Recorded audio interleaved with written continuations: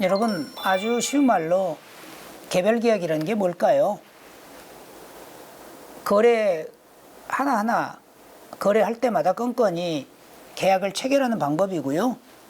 포괄계약은 중복된 동일 품목을 지속 반복적으로 거래할 때 사용하는 방법이 포괄계약이거든요.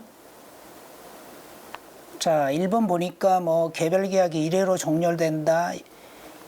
개별계약은 표면과 이면이 있다. 포괄계약은 일반거래 조건에 관한 협정을 체결한다.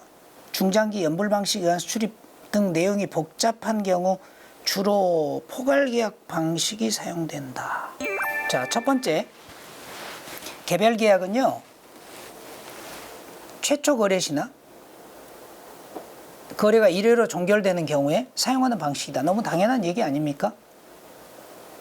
거래가 한 번으로 끝나는 거래인 경우에, 최초에 거래하는 경우에 두 번째 거래하려고 했더니 첫 번째 최초 거래하는 내용이 똑같으니까 야, 이제는 우리가 포괄계약으로 할까요? 라고 할 수도 있는 거니까요.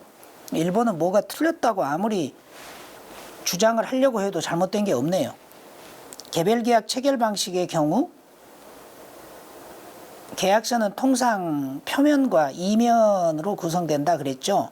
표면은 일반적으로 무역계약의 5대 기본 조건 같은 것, 그런 기본적인 조건이 나오는 부분이고요. 이면 조건은 다른 면은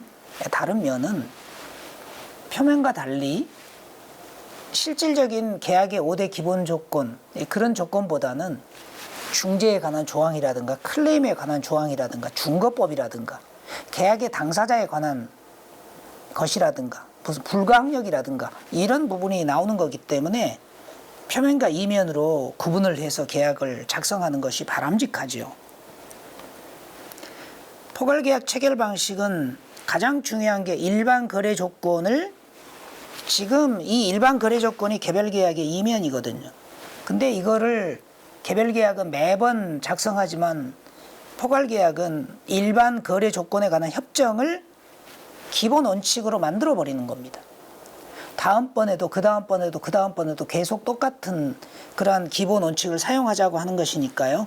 그 기본 원칙을 규정하고 구체적인 그 수량이라든가 이런 단가라든가 이런 것들은 주문과 승낙에 의해서 매수인의 주문에 의한 매도인의 승낙에 의해서 또는 무슨 어펜딕스라는 서식으로 구체적인 수량은 그때그때 정하기로 합시다라는 개념입니다. 물론 포괄계약에는 전체 거래량이 어느 정도 설정이 됩니다.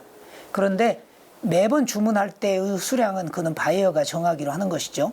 그리고 1년 정도 또는 6개월 정도 단가를 정해놓는 경우도 있지만 상황에 따라서 단가를 수시로 변동할 수도 있기 때문에 그러한 단가나 수량은 개별적으로 계약을 확정하고 일반 거래 협정을 한 번에 정해놓자는 그런 취지이기 때문에 3번은 아주 포괄계약을 정확히 설명하고 있네요. 제가 여러분께 추천드리고 싶은 공부 방법인데요. 국제무역사 시험에 어떤 문제를 풀면서 답만 외우시면 안 됩니다.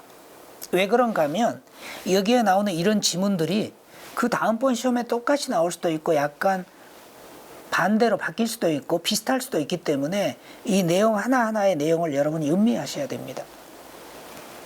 네 번째는 뭐가 잘못됐을까요? 거래 내용이 복잡해요. 거래 내용이 복잡한데 포괄계약으로 할 수가 있나요? 거래 내용이 복잡할 때는 개별계약이 좋은 겁니다. 그래서 복잡하다, 포괄이 아니라 개별이다. 그렇게 개별 복잡해. 복잡할 때는 개별이야. 이렇게 외우는 게 낫겠네요. 복잡할 때는 개별이야. 복잡할 때는 개별이에요. 포괄을 하기는 좀 불편하죠.